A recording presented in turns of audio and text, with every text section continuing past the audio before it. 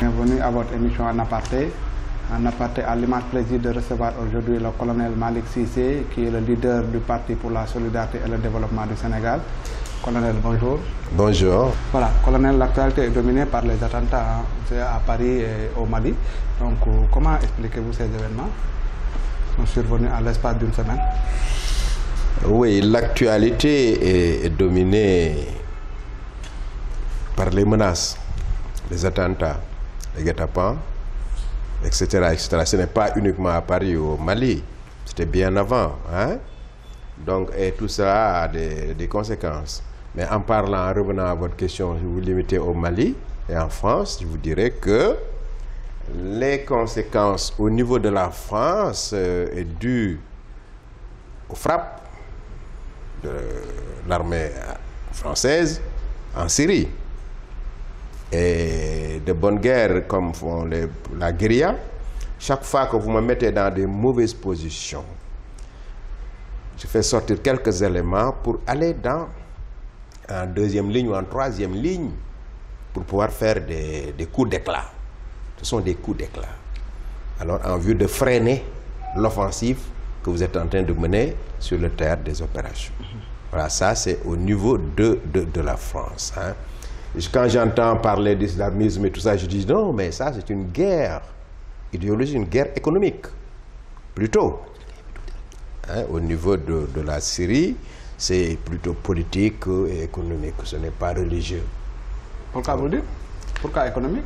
Oui, économique. Vous savez, au niveau, qu'est-ce qui se passe au niveau de la Syrie, au niveau de l'Irak, dans cette zone, dans ces triangles-là? C'est le pétrole. La course au pétrole par les Américains, et ensuite les Français étaient restés en rade, ils ont été oubliés, les Russes qui se réveillent, qui disent aux Américains attention à ma Syrie, n'y touchez pas, etc. Donc c'est les grandes puissances qui sont en train de concourir au mieux preneur, celui qui prend le mieux le pétrole de la zone pour occuper machin. Alors avec le regard de l'Iran qui surveille, il y a tout ça. C'est ce que j'appelle les soupoukandiers, c'est un micmac, c'est un agglomérat au niveau de cette zone-là. Donc c'est pourquoi je parle d'une guerre économique. Et s'agissant du Mali, précisément, oui, mais ça c'est les soubresauts en ce moment-là. Le Mali avait sa particularité d'être dans une zone indépendantiste où les Touaregs, MLA, autres voulaient départir leur Mali. C'est toujours économique. Les grandes puissances connaissent que le Mali a des réserves de gaz extraordinaires, partant des réserves de pétrole. Qu'est-ce qui va se passer avec l'Algérie? Mais si nous laissons ce Mali-là en paix, et ça va nous poser des problèmes. Certainement, les Américains ou les autres viendront prendre le contenu. Donc, il faudrait qu'on crée une scission. Les présidents français ont joué l'économie et l'avantage de la France. Donc quand je vois les gens féliciter la France, je suis malade.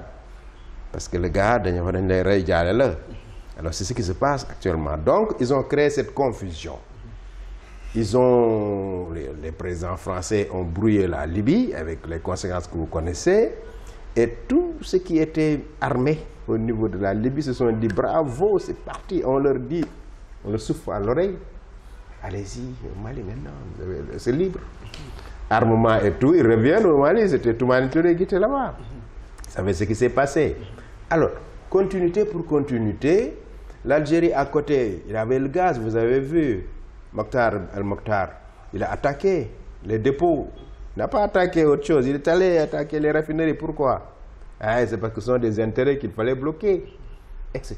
Donc cette guerre-là est plutôt économique et politique.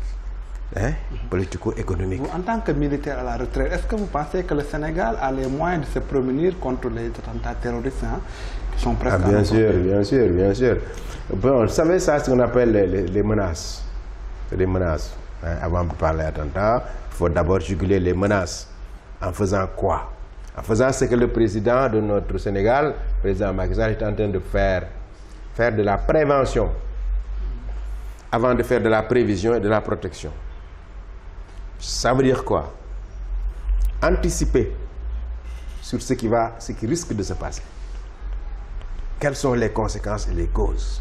Tu les situes, tu essaies de les élaguer. Je donne un exemple, il dit, ben, c'est grave, mon pays, etc., et les frontières, il faut me les fermer.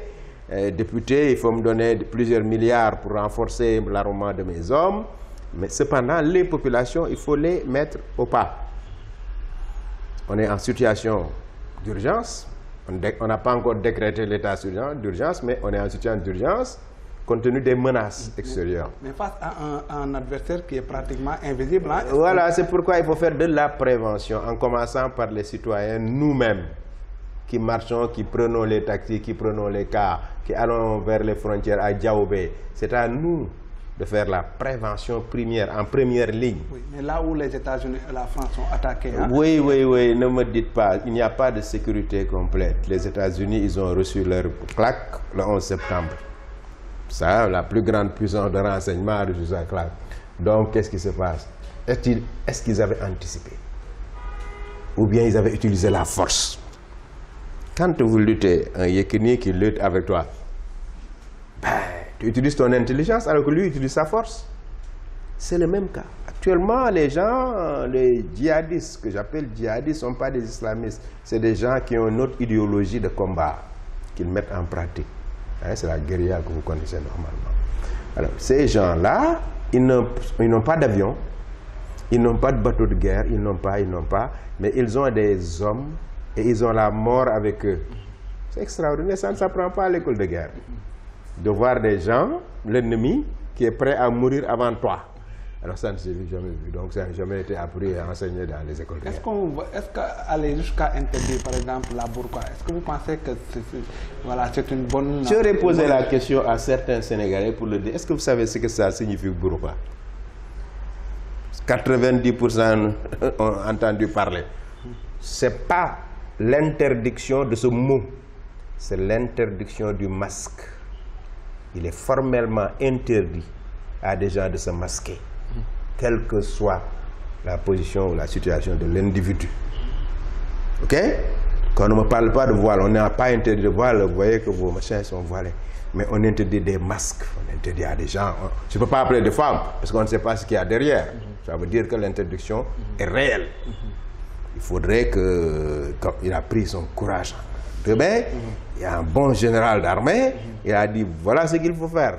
Mais comment il doit se prendre? Est-ce qu'à travers une concertation comme le préconisent certains, ou bien par non, le chef il dit, un projet de loi? Le chef, attention, il dit voilà comment je vois la situation. Il y a des gens qui sont masqués dans ce pays-là, non identifiables, et la Constitution l'interdit.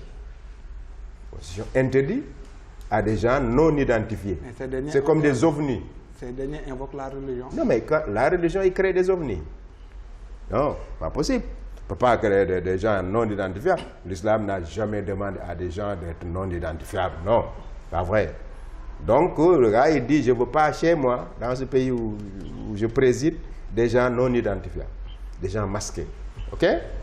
Qu'ils soient musulmans ou catholiques ou animistes, machin, c'est pas vrai. Les gens doivent être masqués. Voilà. Colonel, nous allons parler de politique. Hein. Vous avez été avec Abdoulaye Wade, donc vous avez été le conseiller.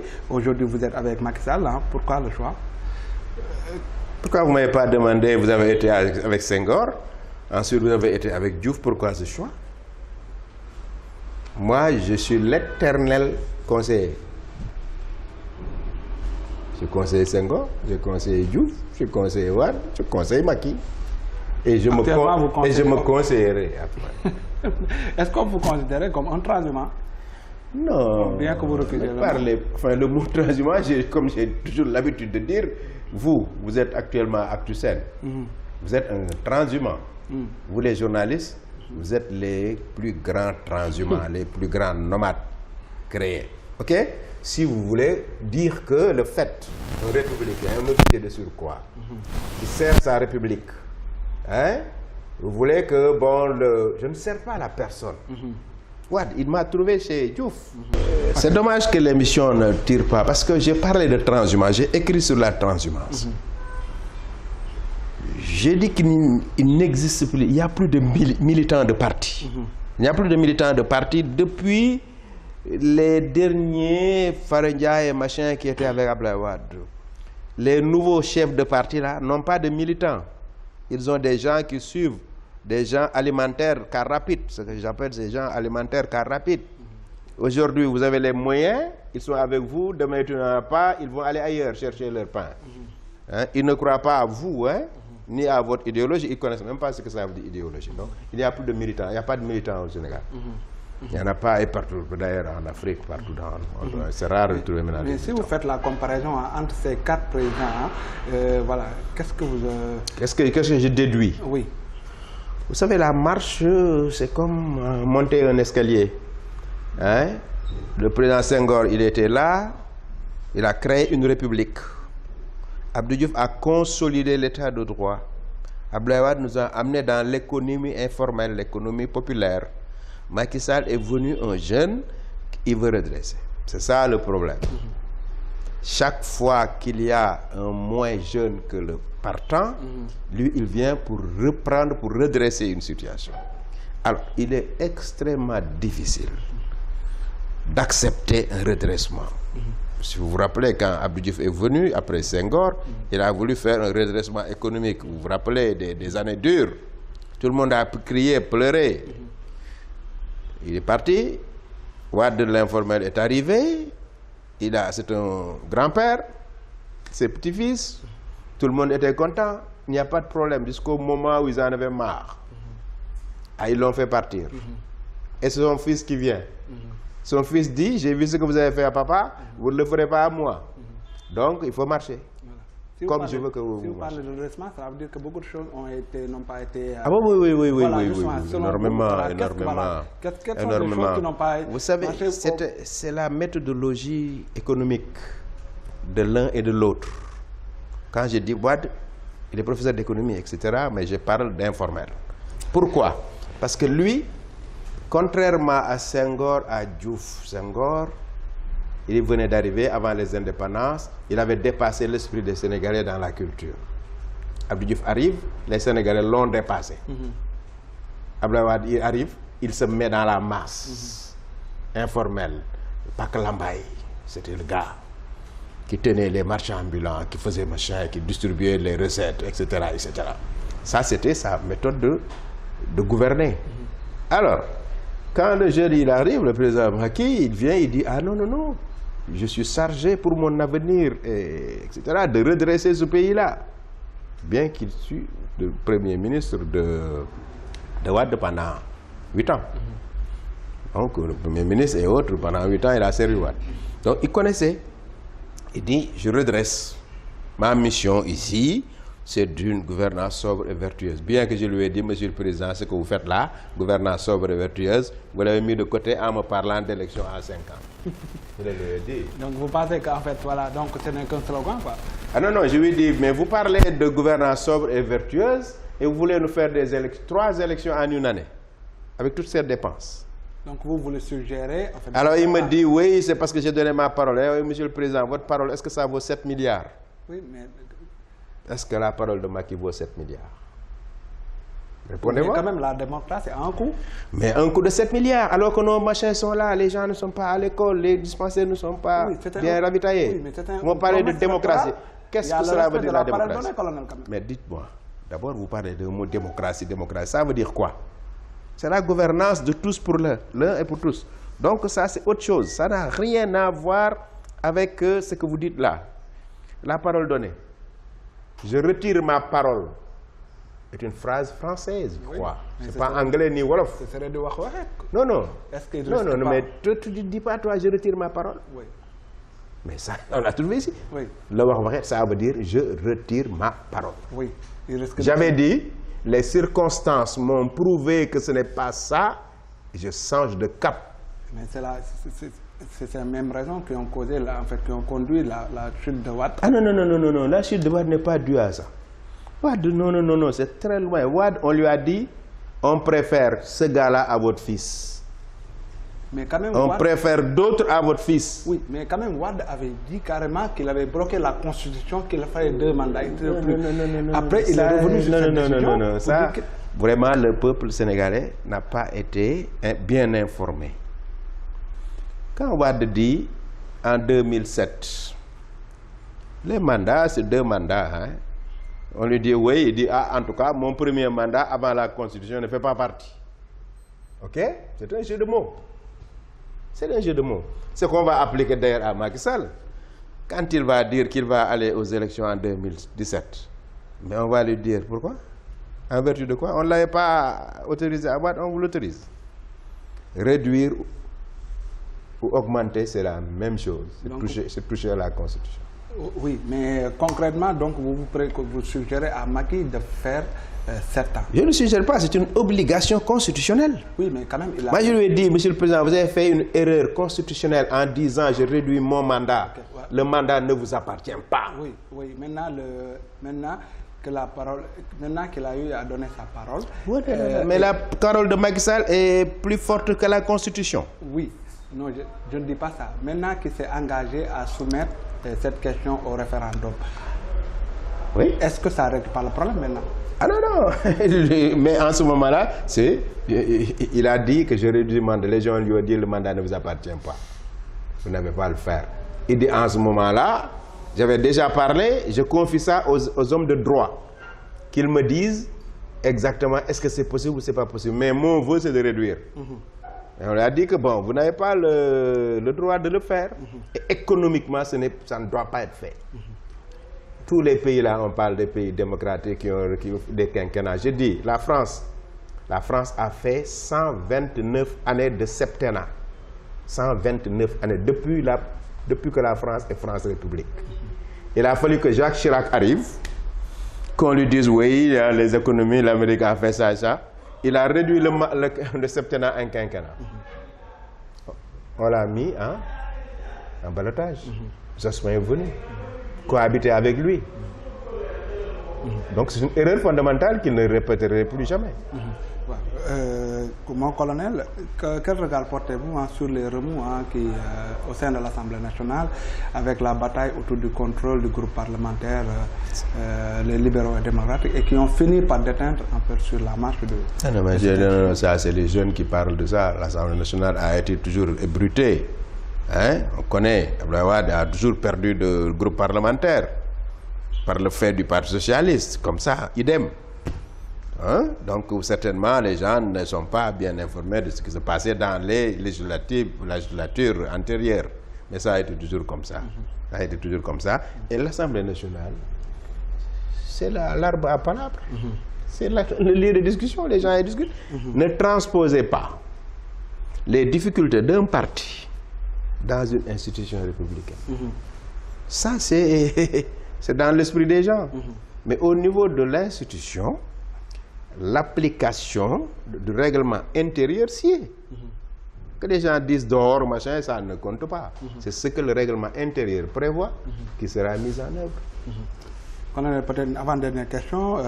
Récemment, en 2014, vous avez eu maille à partir avec la justice par rapport un peu à une plainte qui aurait été déposée par un peu des hommes d'affaires iraniens. Pouvez-vous revenir Ah non, non, non, non. Les hommes d'affaires iraniens n'ont jamais déposé de plainte contre moi. Okay. D'ailleurs, les documents de la presse écrits par l'ambassade d'Iran le prouvent. C'est l'agent judiciaire de l'État. Oui, oui, c'est un ministère qui n'avait pas compris, qui s'est précipité pour dire des choses. Mais quand ils ont vu les documents au fond, ils se sont dit, mais ils se sont trompés, c'est tout. Moi, je trouve que avoir des amitiés au niveau de l'Iran, qu'ils construisent au Sénégal des centrales avec des dessalements d'eau de mer. Quand le président Wade était là, dont j'étais le conseiller,